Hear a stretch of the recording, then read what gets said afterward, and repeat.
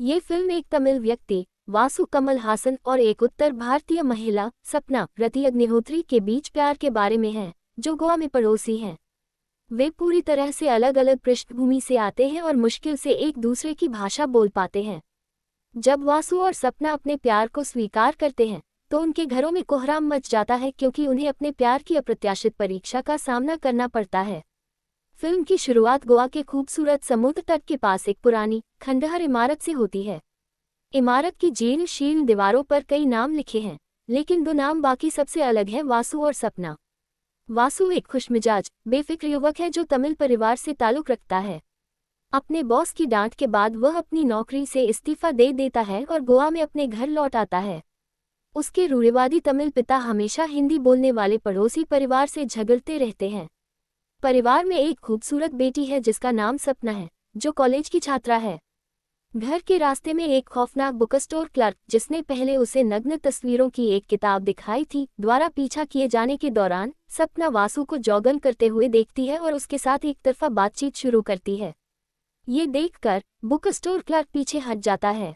सपना वासु को उसका दोस्त होने का नाटक करने के लिए धन्यवाद देती है, लेकिन वह बताता है कि उसे हिंदी नहीं आती।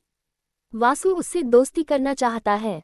वह बाद में उससे मिलने की कोशिश करता है और बहाना करता है कि उसकी मोटरसाइकिल खराब हो गई है, लेकिन वह दुर्घटनाग्रस्त हो जाता है और अस्पताल में भर्ती हो जाता है। प्रभावित होकर सपना उसे एक उपहार भेजती है, उसके नाम वाला एक औपचारिक मुखौटा, और उसका नाम पूछती है। अपने परिवारों के बीच घिनौने झगड़ों के बावजूद वासु और सपना एक दूसरे से बहुत प्यार करते हैं। वे एक दूसरे को जानते हैं, पहले प्यार की खुशी और मासूमियत का अनुभव करते हैं।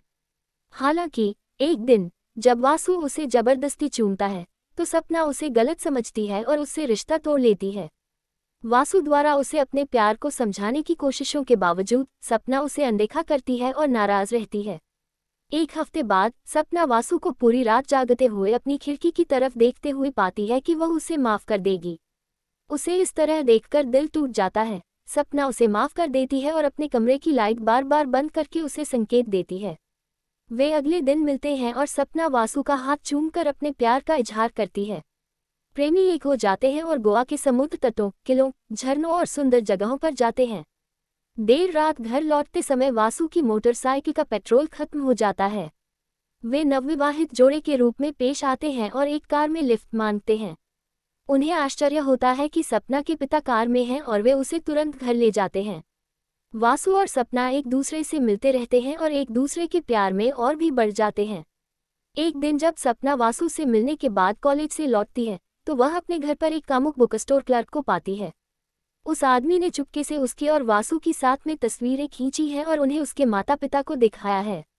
गुस्से से जलती हुई सपना की माँ उसे वासु से मिलने से मना करती है और हर जगह उसके साथ जाती है। दिल टूटा हुआ वासु एक योजना बनाता है और चुपके से कॉलेज के लंच ब्रेक के दौरान सपना से मिलता है। वे दोपहर के भोजन के लिए एक होटल में जाते हैं और वासु सपना के साथ कुछ समय बिताने के लिए लिफ्ट को बीच में रोक देता है। वह अपनी टूटी फूटी हिंदी में उसके लिए एक प्रेम गीत गाता है। ये होटल की लिफ्ट में मौजूद एक खुश भीड़ को सुनने के लिए प्रेरित करता है। बाहर निकलते समय उन्हें गार्ड द्वारा डांटा जाता है। वासु और सपना के परिवार को ये बात पता चल जाती है। गुस्से में वे सपना को घर में बंद कर देते हैं और वासु के पिता उसे डांटते हैं।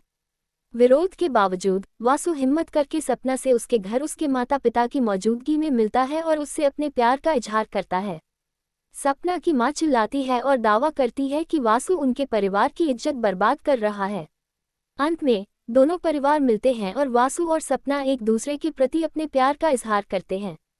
उनके परिवार एक शर्त पर उन्हें शादी करने की अनुमति देते हैं कि वे 1 साल के लिए एक दूसरे से अलग हो जाएं और एक दूसरे से कोई संपर्क या संवाद न करें। उसके बाद अगर वे फिर भी साथ रहना चाहते हैं तो वे शादी कर सकते हैं। वासु और सपना अनिच्छा से अनुबंध के लिए सहमत होते हैं। वासु नौकरी के लिए हैदराबाद चला जाता है, जबकि सपना गोवा में ही रहती है।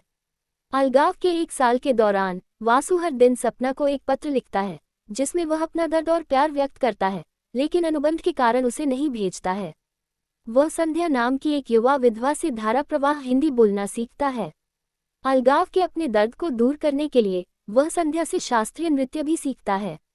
दूसरी ओर सपना उन सभी जगहों पर जाती है जहां वह और वासु जाते थे, जिससे पुरानी यादें ताज़ा हो जाती हैं।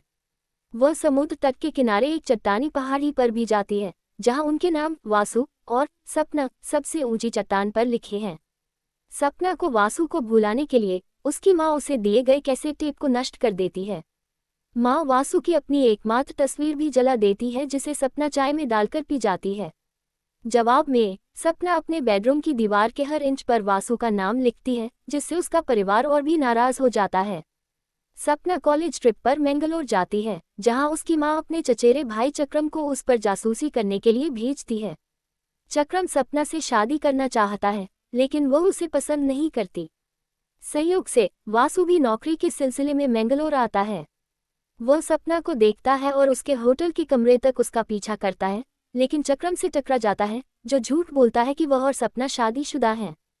हैरान वासु सपना के कॉलेज के दोस्तों से मिलता है और उसके बारे में पूछता है, लेकिन वे गलती से कह देते हैं कि चक्रम और सपना जल्द ही शादी करने वाले हैं।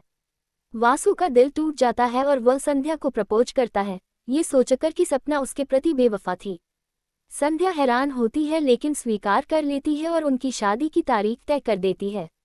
बाद में उसे उसके कमरे में सपना को लिखे गए सभी पत्र मिलते हैं और सच्चाई का पता चलता है।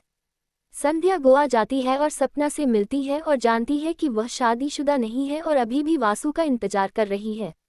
उनके सच्चे प्यार को देखकर संध्या अपने प्यार का त्याग करती है और वासु और सपना को एक करने का फैसला करती है। वह वासु को सच्चाई बताती है और उनकी शादी रद्द कर देती है। उसे अपनी प्रेमिका सपना के पास जाने के लिए कहती है, क्योंकि उनका 1 साल का अनुबंध पूरा हो गया था। संध्या के बड़े भाई को पता चलता है कि शादी रद्द कर दी गई है और उसे लगता है कि वासु ने अपनी बहन को छोड़ दिया है। नशे में गुस्से में वह गोवा में अपने अपराधी दोस्त को फोन करता है और उसे वासु से पूरी तरह से छुटकारा पाने के लिए कहता है।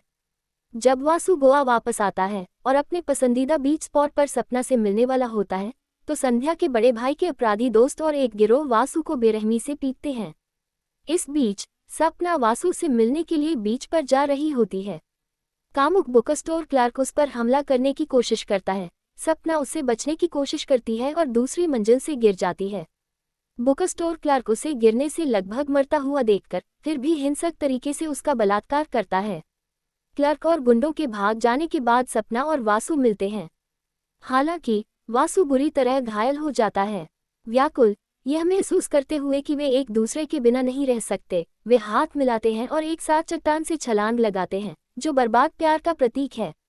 एक दूजे के लिए को आलोचकों से प्रशंसा मिली, जिन्होंने कमल हासन और माधवी के अभिनय की विशेष रूप से प्रशंसा की। साथ ही नवोदित अग्निहोत्री के अभिनय की भी, जिन्होंने इस भूमिका में अपनी सफलता हासिल की।